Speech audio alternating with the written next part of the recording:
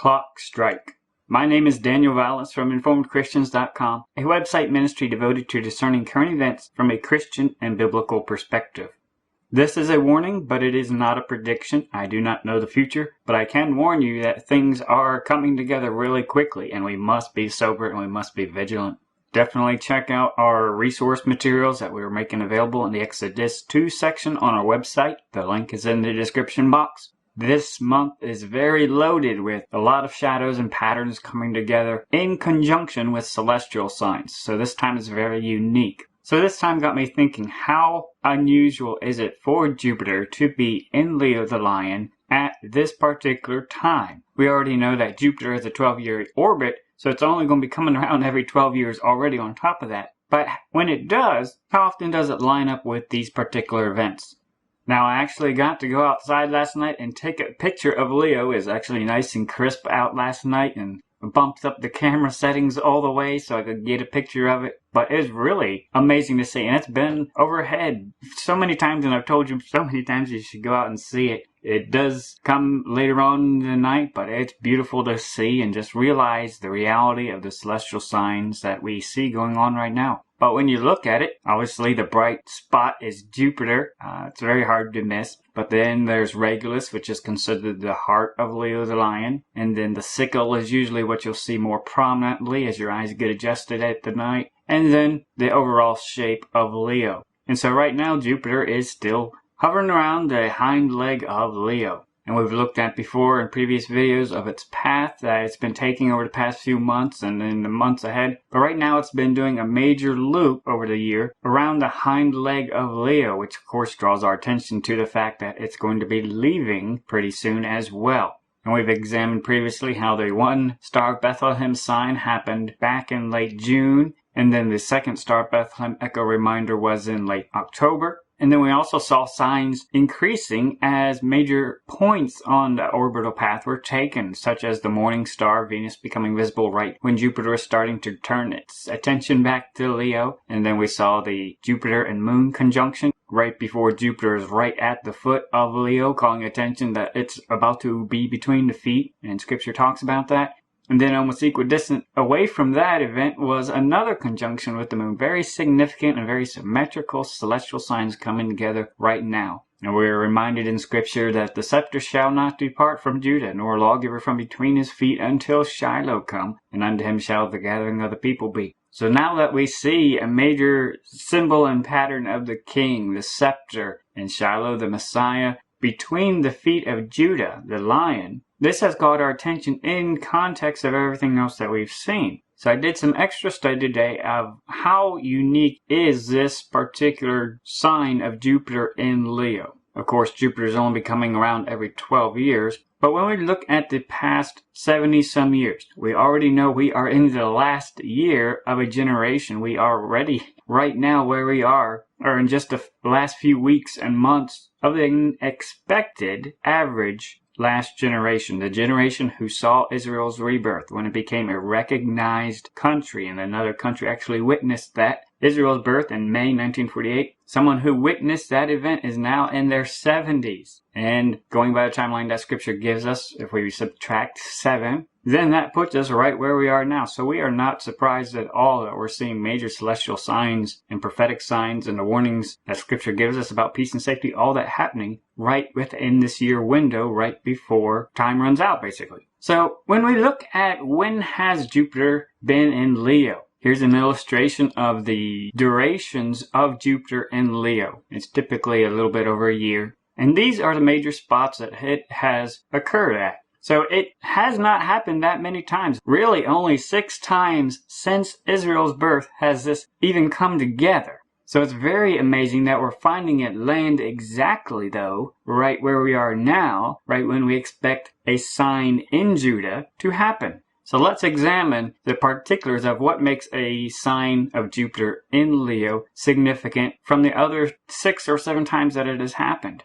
But we're going to look at some data points on it today, and of course we've got to keep in mind when Jupiter is in Leo, it will do a loop. So it's typically going to come in, go into retrograde motion, start going the other way, and then go the other way on its way out. So we're going to be looking at some data points of when exactly has it entered Leo, the constellation as a whole, visibly, its territory in the sky. When did it actually enter between what could be considered the feet? Because that is the part of prophetic importance, so nailing down that. So it's important that we see it when it's between the feet, so we're going to be looking at that. When did it exit the feet totally on its way out? When did it do that? When was it by the hind foot, drawing attention to the hind foot? And we'll see many times that it does pass very closely to the hind foot. Almost every single time it will draw attention to the hind foot just because of its path. That's going to be regular of how it passes right by that. But when was it right by that? And when it was there, how unique was the moon appearing next to it at that time too? Before and after it was near the hind foot. And then also, when did it exit Leo, the constellation as a whole? Now, sometimes in our data that we're going to look at, there's 3 different times that Jupiter will be near the hind foot. One, on its first outward loop, when it's going out and coming back in. And that's not really important because it's going to be going out and coming back in. The second time, though, is the most important one, I think, prophetically, because it's actually coming inward between the feet, and that's what the prophetic reference talks about, when it's between the feet. So we really want to see when is it coming inward. And then, of course, 3 is not going to be important because it's not going to be applicable anymore. It'll be completely out of the feet. And the passage mentions how it will be between the feet. So if we graph this out in a timeline fashion, this is an example. We'll see the duration that Jupiter was in Leo. We'll see when it entered Leo, when it entered between the feet, when it exited the feet, when it was near the hind foot. Sometimes it'll only be by the hind foot at the 3rd time when it leaves, because sometimes it does a loop and it doesn't even come near the hind foot until it's leaving. So that's important too. But then we're also going to look at when it does get near the hind foot and draw attention to that. Is the moon doing anything significant around that time as well? Now, the moon and Jupiter appearing in Leo is not that unusual just because of the path and the ecliptic. They'll go together. But are they coming together? Is there a conjunction at very important times? That's what draws our attention, is unusual activity. And then, of course, we'll be looking when does it finally exit Leo? What is the total time frame? So let's compare all 7 of these different instances in the past 75 years or so and get an idea of, are these unique? Is what we're seeing now unique? Is there any difference? Now, we're showing a duration of over a year because it straddles the year a little bit. But on our calendar, for our frame of reference, I'm going to show the times that Jupiter was in Leo. So in 1943 to 1944, it was there from September till the next year in November. And because of its orbit that time, its first loop did not come anywhere near the hind foot, so it only drew near it on its way out. So nothing overall, nothing to catch our attention with that one. It's just pretty much a normal pass-through of Leo. And when we graph on the time frame from a biblical calendar, when was Purim and when was Passover? Because those are the significant patterns and shadows that we're looking for to see any overlap. That would have happened at this time period. Not happening near anything, nothing going on specifically. So they just happened. There's nothing to catch our attention there. The next instance, in 1955 to 1956, went from September to October of the next year. And again, this only had one near pass of the hind foot, and that was on its way out. And that year, the biblical calendar season was different because it's always going to be different slightly as they adjust with the moon. And you'll always find pretty much Passover is always going to be in either March or April pretty much on our calendar. And Purim about a month before that. 1967, 1968. Middle of August to the middle of October of the next year. And again, with this one, the loop, the way it looped, it only kind of looped to the middle and then only ended up passing by the hind foot on the outward approach. And there's the Purim and Passover patterns when they would have happened. 1979, 1980, from the beginning of August to late September of the next year. Again, only one exit approach to the hind foot. There's Purim and Passover.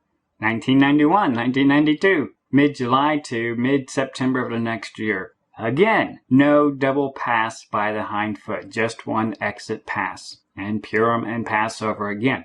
2003, 2004, it starts getting a little interesting. So now this year is different because with its loop, it's actually slowly been drawing closer and closer to the hind leg over these years. And now it's actually came really close to the hind leg, made one approach on its outward bend, number one. But then the turn of the loop was pretty much almost right at the foot. So that's why they're so close to each other. It went outward and just almost turned around right away, and then came by it just a few days later on the inward approach. And you can see with the darker blue there, the highlight of when there was a significant conjunction with the moon. But then almost at point number 2, there was another conjunction with the moon too. So it definitely caught our attention at that time.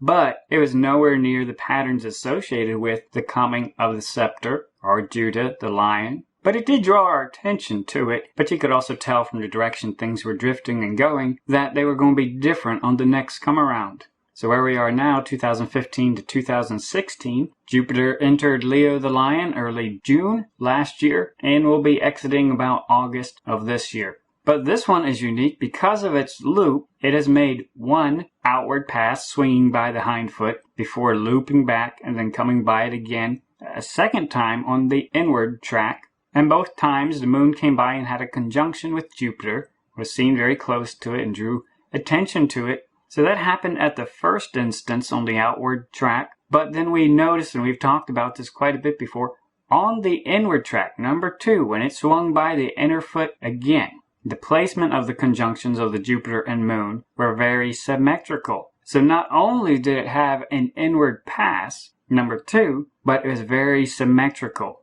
So when exactly has this happened? We see that it happened exactly symmetrical with Purim and Passover this year on a biblical calendar. This is very unique and has been drawing our attention to both of these events because they are connected. And we've talked about that, and we have a poster in the resource section that highlights more. And we've seen a whole lineup of the planets and celestial signs that drew our attention right to Purim time, but then the Jupiter-Moon conjunctions pretty much took over from there. So our attention over the past year has been drawn to this time and is now culminating in this sign with the scepter in Judah between his feet. And we talked about how Jupiter will start making its departure in May, shortly before Pentecost and almost right before Israel's Independence Day, which is very significant in light of the prophetic events surrounding Israel and us being in the last generation. We are at a very significant time. We're in the barley harvest right now. And we are expecting further fulfillment of the patterns and shadows. We already see so much activity and engagement already right now with the major sign, with Leo the lion, the tribe of Judah, the root of David, the scepter, the lamb,